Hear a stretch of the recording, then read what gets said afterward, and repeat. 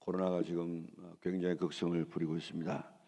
우리 건강관리 잘해서 우리가 일상이 지장되지 않도록 그렇게 힘써 나갈 수 있기를 바랍니다. 오늘 우리가 읽었던 말씀에 보면 제사장이 먹을 수 있는 음식에 대한 이야기를 하고 있습니다.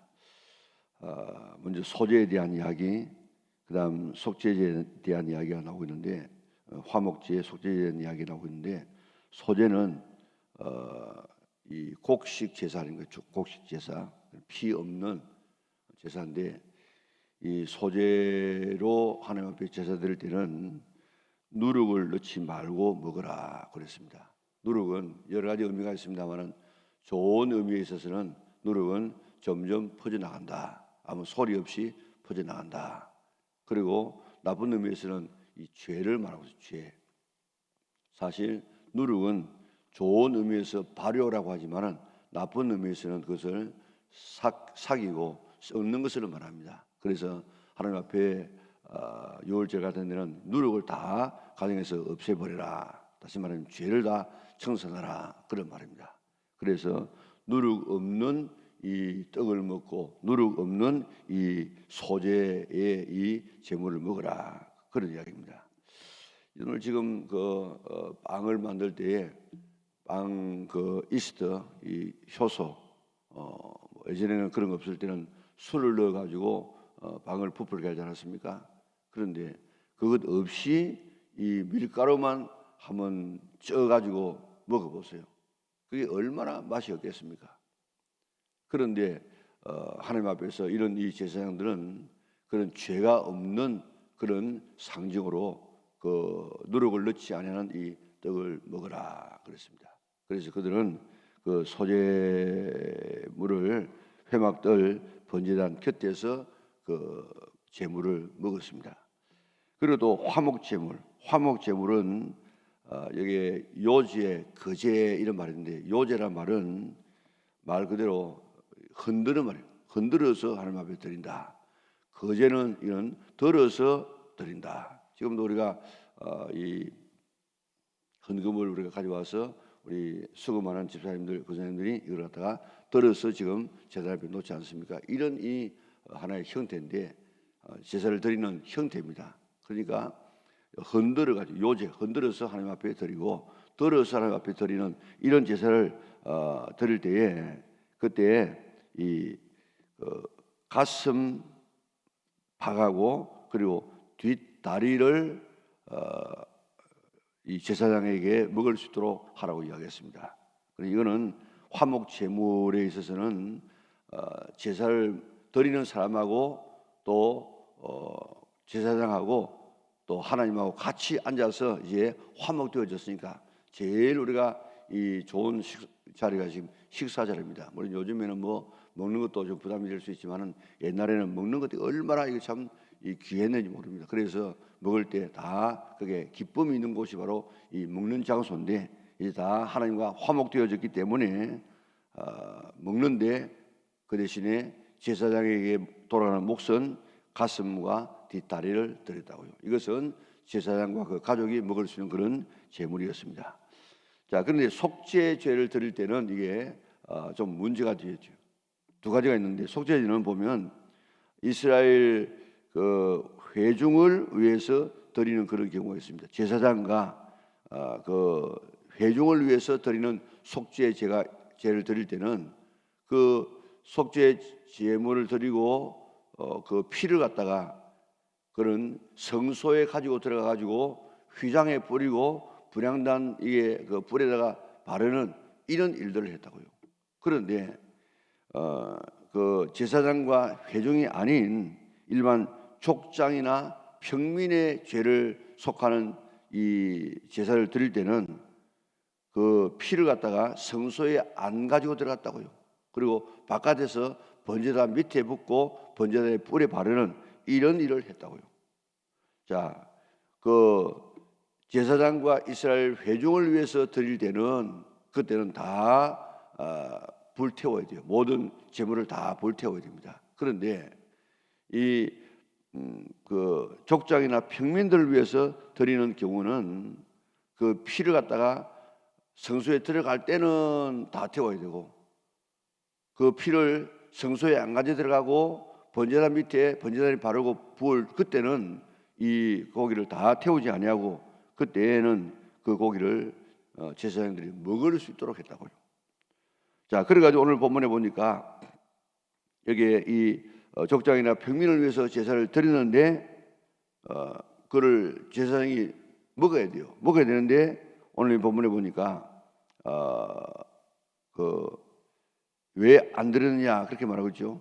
자, 14절 16절에 보니까 모세가 속죄제에 드린 염소를 찾은저 이미 불살랐는지라 그가 아론의 남은 아들 엘라살과 이다말에게 노하여 이르되 이 속죄 제물은 지극히 거룩하거늘 너희가 어찌하여 거룩한 곳에서 먹지 아니하였느냐. 이는 너희로 회중의 죄를 담당하여 그들을 위하여 여호와 앞에 속죄하게 하려고 너희에게 주신 것이니라. 이것은 제사를 드릴 때 동일시해 가지고 그것을 먹는 것은 그 사람의 죄를 갖다가 내가 담당하는 것이라. 다시 말하면 예수님께서 우리 모든 죄를 담당하셨듯이 그런 하나의 이 행사입니다. 그런데 왜 그것을 하지 않았느냐 그렇게 합니다. 자, 그러니까 그래서 그 18절에 이야기하죠. 그 피는 성소에 들여오지 아니하는 것이오늘 성소에 피를 가지고 들어가는 속죄제와 들어가지 아니하는 제사가 있다고 하지 않았습니까? 그 제물은 너희가 내가 명령한 대로 거룩한 곳에서 먹어야 했을 것이니라. 이는 지금 피를 성소에 안 가지고 들어가기 때문에 이는 족장이나 이스라엘 평민의 이런 제사이기 때문에 지금 그 피를 그 제단 밑에 붓고 제단에 바르기 때문에 이거는 너희가 그 고기를 먹어야 하는데 왜 안 먹였느냐. 그러니까 19절에 보면 아론이 모세에게 이르되 오늘 그들이 그 속죄제와 번제를 여호와께 드렸어도 이런 일이 내게 임하였거늘. 이런 일이 뭡니까? 이런 일이 그 앞에 보면 그 아론의 아들이 4명 아닙니까? 4명. 그런데 나답과 아비오가 하나님 앞에 제사를 드리다가 그만 불이 나와서 죽었어요. 태워 죽었습니다. 그러니까 오늘 여기 있는 이 뭔가 하면 아론이 모세에게 이르되 오늘 그들이 그 속죄제와 번제를 여호와께 드렸어도 이런 일이 내게 임하였거늘. 이런 일이 뭐라고 했습니까? 불이 나와서 이 나답과 아비오를 태워 죽인 일이에요. 그러니까 여러분들 한번 생각해 보세요. 제사를 드리는데 오늘 우리 말하면 예배를 드리는데 예배 잘 못 드렸다고 해가지고 예배 잘 집례 못했다 해가지고 불이 나와가지고 그 나답과 아비오를 태워 죽였어요. 그러니까 지금 얼마나 이 남아 있는 이런 이 아론의 자녀들과 아론이 충격을 받았겠습니까? 물론 이게 잘 못해서 이런 징계를 받았습니다. 물론 생각했지만은 여기에 다른 불을 드려 다른 불을 또 그 뒤에 무슨 다른 불인지 모르겠는데 그러나 그 뒤에 불은 본래 저 바깥에 있는 번제단에서 있는 그 불을 가지고 향단에 불을 피워야 돼요. 그런데 이 사람은 아마 아무렇게나 다른 불을 가지고 왔는 것 같은데 왜 다른 불을 가지고 왔느냐? 그 뒤에 보면 술에 대한 이야기 나옵니다. 다시 말하면 술 먹고 좀 술 취해 가지고 그저 마녀로 그렇게 예배를 집례하다가 그만 하나님의 뜻 법대로 제사를 지내지 않고 이 불이 나와가지고 그를 태워 죽였습니다. 그게 얼마나 이 아론과 그의 남아 있는 두 자녀가 충격을 많이 받았겠습니까? 그래가지고 지금 이 속죄제를 드려도 이렇게 속죄제와 번제를 드려도 이렇게 죽었는데 이거 잘못하면 우리가 죽지는 않을까 하는 이런 마음을 가지고 아론이 모세에게 이르되 오늘 그들이 그 속죄제와 번제를 여호와께 드렸어도 이런 일이 죽는 일이 내게 임하였거늘 오늘 내가 속죄 제물을 먹었더라면 여호와께서 어찌 좋게 여기셨으리요. 그러니까 모세가 그 말을 듣고 네 말도 맞다. 형님 말도 맞습니다. 그렇게 해가지고 그를 인정해 주었다 이 말입니다. 다시 말하면 여기에 자기의 이 아들들이 죽는 이런 모습을 바라보고 내가 어떻게 내게 돌아오는 이런 분깃이고 내 권리지만은 그래도 이 고기를 먹을 수 있겠습니까? 하고 그 고기를 일반 이 제사장이나 일반 이스라엘 백성들의 죄를 속하는 이런 제사와 똑같이 모든 제물을 다 태워 가지고 여호와 앞에 드렸다. 그런 이야기입니다. 다시 말하면 이 말씀을 다른 말로 말하면 그런 이 어려움의 순간에 그는 근신했다.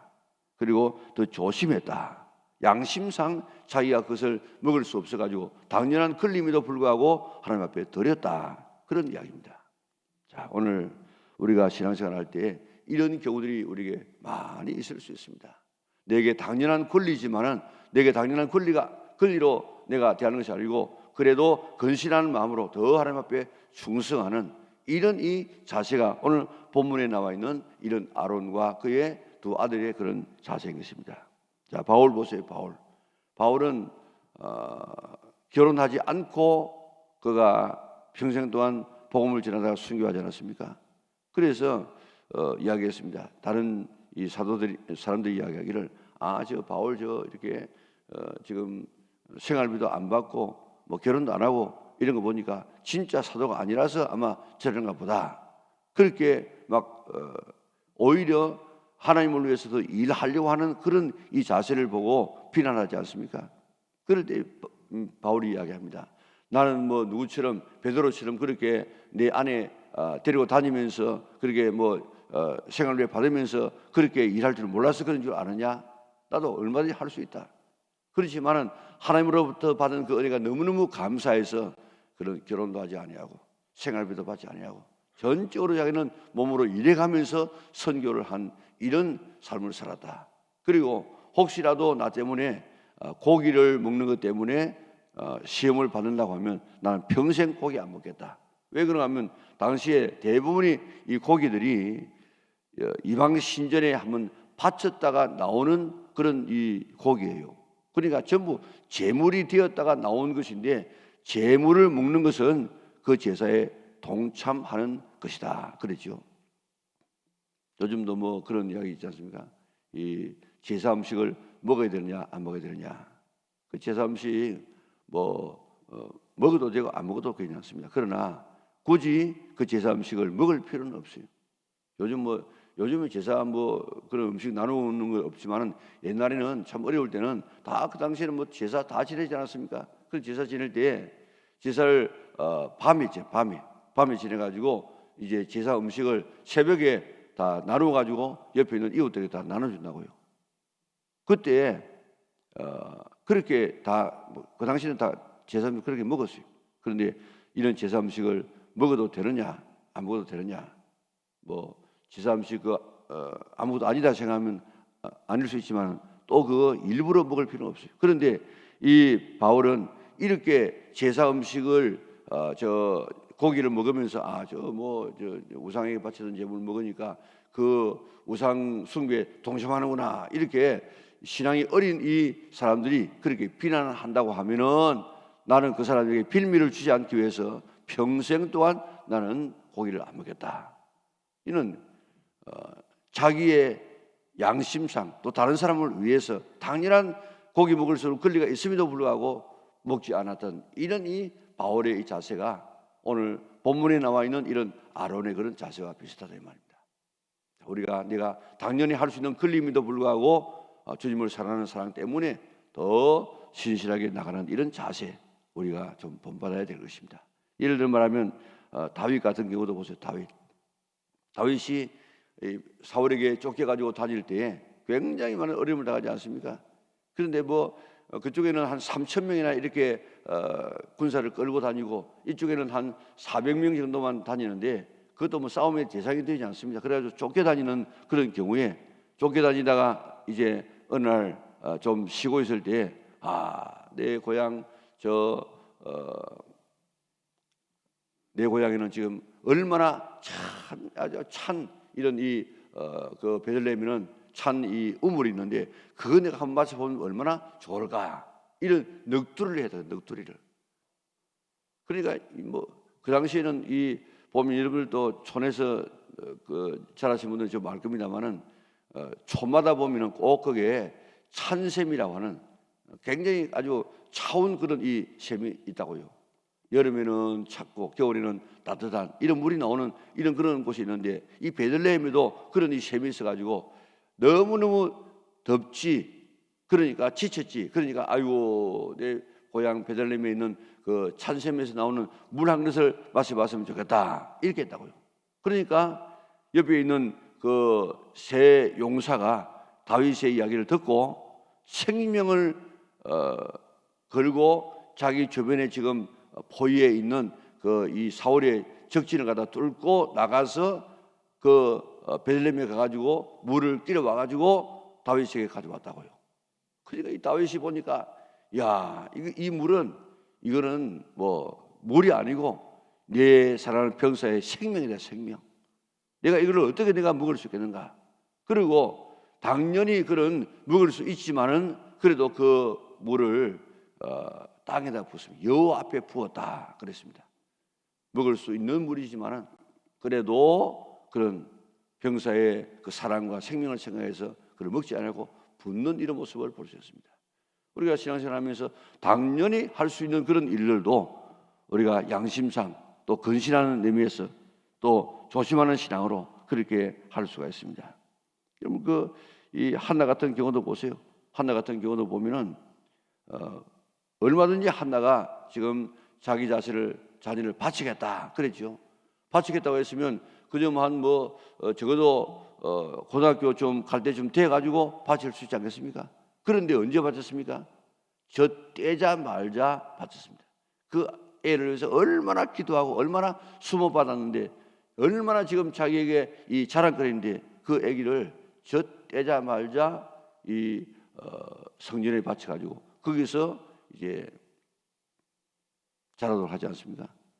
어떤 의미에서는요, 오히려 엘리에게 짐을 주는 경우가 될 수 있습니다. 왜냐하면 저 떼고 난 다음에 뭐 똥을 가리겠습니까? 이거 뭐 어디 가겠습니까? 그런데도 불구하고 그런 하나님에 바치겠다고 했기 때문에 일찍이 바치는, 한 15살 때도 얼마든지 바칠 수 있는데 그는 이렇게 바쳐서 정말 하나님 앞에 내가 이렇게 살겠습니다 했던 이런 모습들을 보여주는 이런 모습을 우리가 볼 수 있습니다. 이와 같이 우리가 신앙생활 하면서 내가 당연히 할 수 있음에도 불구하고 그걸 갖다가 포기하고 더 하나님 앞에 충성하는 이런 이 모습이 오늘 본문에 나와 있는 아론의 자세고, 그것을 모세가 지금 말씀을 어겼음에도 불구하고 어긴 그 정신이 바로 더 하나님의 말씀대로 살겠습니다는 이런 자세였습니다. 우리 기도, 우리 새벽마다 이렇게 안 해도 신앙생활 할 수 있어요. 그래도 새벽에 나와서 신앙생활을 새벽마다 나와서 빠지지 않고 나오겠다는 이런 자세를 가지고 결심하고 나오는 이게 바로 오늘 본문에 나와 있는 아론의 자세예요. 그런 더 이렇게 건신하고 더 조심해서 신앙생활을 하겠다. 11조 어떤 사람은요 11조만 하는 것이 아니고 10의 2조도 하는 사람이 있다고요. 그 안 해도 괜찮아요. 그럼에도 불구하고 하나님께서 내게 주신 은혜가 너무 감사해가지고 내가 좀 더 내가 주님 앞에 충성하겠다, 이런 자세를 가지고 나가지 않습니다. 오늘 우리가 신앙생활 할 때 내가 당연히 할 수 있는 그 정도에만 끝나지 말고 더 주님을 위해서 내가 헌신해야겠다, 이런 마음의 자세를 가지고 신앙생활에서 날마다 더 우리의 신앙이 성장되어지고 또 하나님을 기쁘시게 할 수 있는 우리 영락의 온 식구들 될 수 있기를 주님의 이름으로 축원합니다. 사랑하신 아버지 하나님 감사합니다. 오늘 저희를 그러한 성전에 불러주시고 오늘 당연히 먹을 수 있는 것을 하나님 앞에 건신하는 마음으로 먹지 않았던 아론의 아름다운 신앙을 살펴보았습니다. 하나님, 우리에게도 당연히 할 수 있는 이런 일들도 많이 있지만 그러나 더 하나님 앞에 충성하기 위해서, 바르게 살기 위해서 믿음으로 열심히 내는 저들에게 인도하여 주시고 내게 다가오는 권리도 포기하고 주님을 더 잘 섬기는 이 바울 같은 그런 아름다운 신앙을 본받는 우리 영락의 온 식구들에게 축복하여 주시옵소서.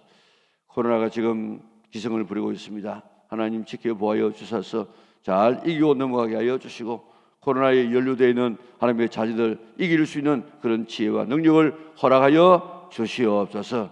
그래서 이 위기를 잘 극복할 수 있도록 은혜를 베풀어 주시고 그런 가운데서라도 우리의 신앙만은 떨어지지 않도록 은혜를 베풀어 주시옵소서. 오늘 아침도 기도하는 제목들을 이루어지게 하여 주시고 하나님 앞에 사랑받는 우리 영락의 온 식구들 되게 도와주시기를 예수님의 거룩하신 이름으로 기도드리옵나이다. 아멘.